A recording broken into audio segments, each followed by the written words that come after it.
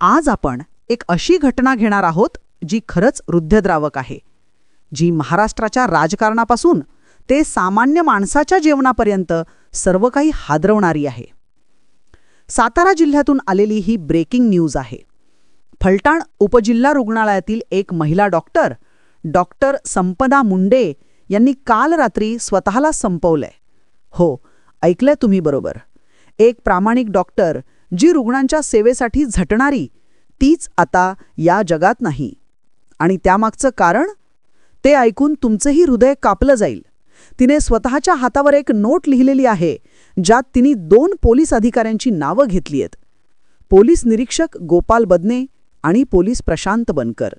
या दोघांनी तिच्यावर 4 वेळा शारीरिक अत्याचार केला, सतत मानसिक त्रास दिला आणि पोस्टमार्टम रिपोर्ट्स बदलण्यासाठी दबाव आणला.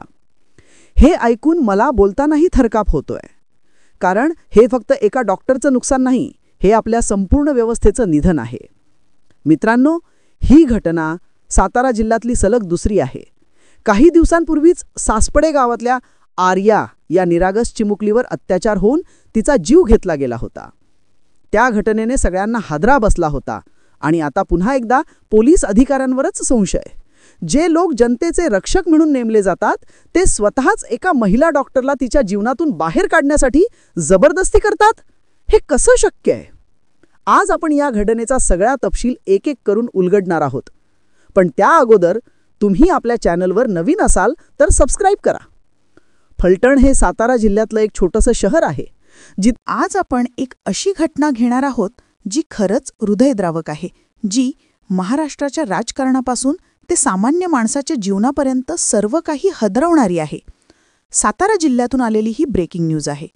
फलटण उपजिल्हा रुग्णालयातील एक महिला डॉक्टर संपदा मुंडे यांनी काल रात्री स्वतःला संपवलंय. हो, ऐकलंय तुम्ही बरोबर.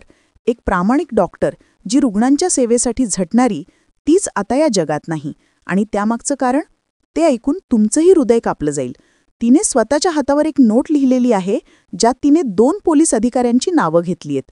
पोलीस निरीक्षक गोपाल बदने आणि पोलीस प्रशांत बनकर. या दोघांनी तिच्यावर 4 वेळा अत्याचार केला, सतत मानसिक त्रास दिला आणि पोस्टमॉर्टम रिपोर्ट्स बदलण्यासाठी दबाव आणला. हे ऐकून मला बोलतानाही थरकापलतोय.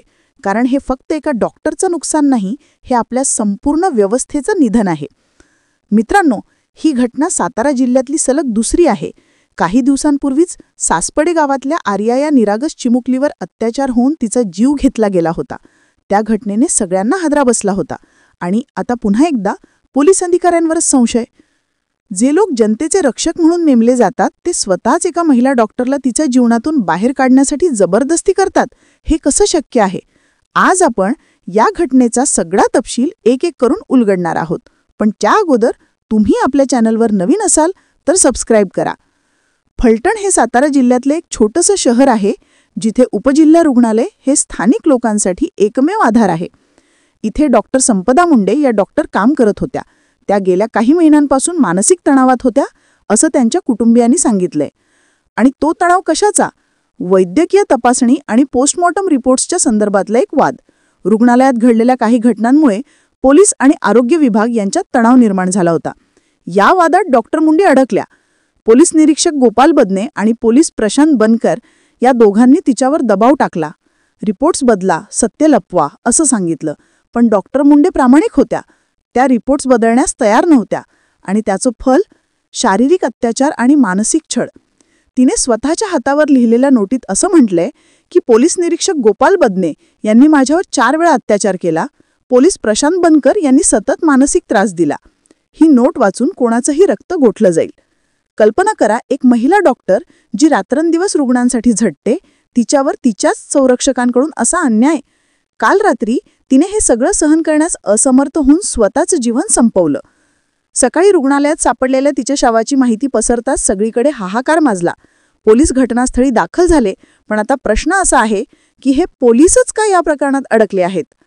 डॉक्टर मुंडेंच्या कुटुंबियांनी माध्यमांना प्रतिक्रिया दिली आहे. त्यांच्या काकांनी सांगितलं, संपदा आम्हाला सतत सांगत होती की तिला त्रास होतोय. पोलीस तुझ्यावर दबाव टाकत आहेत, मानसिक त्रास देत आहेत. तिने वरिष्ठ DYSPंकडे तक्रार केली होती, पण त्यांनी दुर्लक्ष केलं. हे ऐकून मन विचलित होतं. तिने इतर डॉक्टरांना, नर्सांना सुद्धा हे सांगितलं होतं, पण कोणी मदत केली नाही. व्यवस्थेत असा घोळ आहे का? एक महिला डॉक्टरची तक्रार वरिष्ठांकडे पोहोचली तरी ती दाबली जाते. आणि तो दबाव कशासाठी? पोस्टमॉर्टम रिपोर्ट्स बदलण्यासाठी. याचा अर्थ काही मोठ्या प्रकरणात सत्य लपवण्याचा प्रयत्न. फलटण रुग्णालयात गेल्या काही महिन्यात घडलेल्या काही संशयास्पद मृत्यूंच्या प्रकरणात हा वाद असेल असा संशय व्यक्त केला जातोय, पण अधिकृत माहिती अजून समोर आलेली नाही. मित्रांनो, ही घटना फक्त वैयक्तिक नाही, ही आपल्या संपूर्ण महाराष्ट्राच्या प्रशासकीय व्यवस्थेचा काळा चेहरा उघड करणारी आहे. जिथे डॉक्टरांना, जे आपल्या जीवाची पर्वा न करता सेवा करतात, तिथे त्यांना संरक्षण नव्हे तर धमकी मिळते, आणि तेही पोलिसांकडून. महाराष्ट्रात अशा घटना वाढतच चालल्यात. आर्या प्रकरणानंतर आता हे. आर्या ही 14 वर्षाची चिमुकली होती, जिच्यावर अत्याचार होऊन जीव गेला होता. त्या प्रकरणातही पोलिसांवर संशय होता. आणि आता पुन्हा. हे कसं चाललंय? आपली संस्कृती, आपली परंपरा, जिथे स्त्रियांचा आदर केला जातो, तिथे अशा घटना का घडतायत? दिवसेंदिवस हे प्रमाण वाढतंय, आणि आपण फक्त चर्चा करतोय. कारवाई कधी होणार? आता राजकीय पातळीवर काय चाललंय ते पाहूया. साताऱ्याचे पालकमंत्री शंभूराजे देसाई यांनी या प्रकरणात प्रतिक्रिया दिली आहे. ते म्हणाले, आम्ही एसपीशी सखोल चर्चा करू. जे कोणी दोषी असेल त्यांच्यावर कठोर कारवाई करू. अधिकृत माहिती अजून माझ्यापर्यंत पोचलेली नाहीये, पण मी वैयक्तिकरित्या या प्रकरणाची खात्री करून घेईन. देसाई हे सातारा जिल्ह्यातले प्रभावशाली नेते आहेत, आणि त्यांच्या या वक्तव्यानं काही प्रमाणात दिलासा मिळालाय. पण फक्त वक्तव्य पुरेसं नाही, कारवाई हवी. दुसरीकडे शरदचंद्र पवार गटाचे प्रदेशाध्यक्ष आणि मूळचे सातारा जिल्ह्यातले शशिकांत शिंदे यांनी हातभार लावलाय. ते म्हणाले, मी स्वतः एसपीना संपर्क करणार आहे, सखोल तपासाचे आदेश देईन. अशा घटना दुर्दैवी आहेत, आणि याला आळा घालण्यासाठी राजकीय इच्छाशक्ती लागेल. शिंदे हे स्थानिक नेते आहेत, आणि त्यांचा हा उपक्रम कौतुकास्पद आहे. महाराष्ट्राच्या राजकारणात सध्या महायुती आणि महाविकास आघाडी यांच्यात तणाव आहे, पण या घटनेने सर्व पक्ष एकत्र येण्याची गरज दाखवली आहे. राष्ट्रवादी, शिवसेना, काँग्रेस सर्वांनी एकत्र येऊन या प्रकरणाचा तपास करावा आणि दोषींना शिक्षा द्यावी. मित्रांनो, या घटनेच्या पार्श्वभूमीला थोडं खोलात जाऊया. फलटण उपजिल्हा रुग्णालय हे एक छोटंसं रुग्णालय आहे, जिथे डॉक्टरांची संख्या मर्यादित आहे. डॉक्टर मुंडे या इथे वैद्यकीय तपासणी विभागात काम करत होत्या. त्या गेल्या काही महिन्यांपासून इथे 2-3 संशयास्पद मृत्यू झाले होते. एका प्रकरणात पोस्टमॉर्टम आवश्यक होते, पण पोलीस विभागाने तात्काळ अंत्यसंस्कार करण्याचा दबाव दिला. डॉक्टर मुंडे यांनी अडून उभं राहिले, आणि म्हणूनच हा त्रास सुरू झाला. त्यांचे चुलत भाऊ म्हणाले, ती रात्री रडत होती, म्हणत होती, मला हे सहन होत नाहीये, व्यवस्था मला खाणून टाकतीये. हे ऐकून डोळ्यात पाणी येतं. एक डॉक्टर जी शपथ घेतली होती सत्यासाठी लढण्याची, तिला सत्य बोलण्याचा अधिकारही नाकारला गेला. आता प्रश्न असा आहे की पोस्टमॉर्टम रिपोर्ट्स का बदलायच्या होत्या? कदाचित काही मोठ्या व्यक्तींच्या संबंधित प्रकरणात सत्य लपवण्यासाठी. फलटणमध्ये राजकीय प्रभाव असलेल्या काही लोकांच्या कुटुंबातील व्यक्तींच्या मृत्यू प्रकरणात हा वाद असू शकतो, असा संशय व्यक्त केला जातोय. पण अधिकृत माहिती अजून समोर आलेली नाही. सध्या फलटण पोलीस स्टेशनमध्ये केस दाखल झाली आहे. एसपी सातारा यांनी तपासासाठी विशेष टीम नेमली आहे, आणि गोपाल बदने आणि प्रशांत बनकर या दोघांना चौकशीसाठी बोलावलं गेलंय. ते म्हणतात, आम्हाला याची कल्पना नव्हती, पण नोट साक्षी आहे. ही घटना आपल्या समाजातल्या स्त्री सुरक्षेच्या मुद्द्यावर प्रकाश टाकते. महाराष्ट्रात दरवर्षी शेकडो महिला अत्याचाराच्या बळी पडतात, आणि त्यातून बाहेर पडण्यासाठी तक्रार करतात तर त्या दाबल्या जातात. डॉक्टर मुंडे सारख्या प्रकरणातून हे दिसतंय. आणि हे फक्त ग्रामीण भागात नाही, शहरातही असंच आहे. आता सरकारला जागं व्हावं लागेल. मुख्यमंत्री एकनाथ शिंदे, उपमुख्यमंत्री देवेंद्र फडणवीस यांना या प्रकरणाची दखल घ्यावी लागेल, आणि न्याय मिळवून द्यावा लागेल. मित्रांनो, ही घटना खरंच धक्कादायक आहे. ती आपल्याला विचार करायला भाग पाडते की आपली व्यवस्था कशी बरबटली आहे.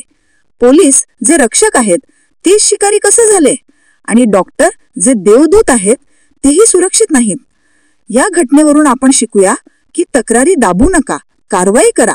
त्या आर्या प्रकरणाप्रमाणेच इथेही न्याय मिळवून द्या. आता आपण या प्रकरणातील अपडेट्स घेत राहूया. जर नवीन माहिती समोर आली तर लगेचच सांगू. तुम्हाला या घटनेबद्दल काय वाटतं? कमेंट बॉक्समध्ये नक्की सांगा. आणि हो, चॅनलला सबस्क्राईब करायला विसरू नका. बेल आयकॉन दाबा, जेणेकरून अपडेट्स मिळतील. धन्यवाद. भेटू इथेच दुसऱ्या व्हिडिओत. जय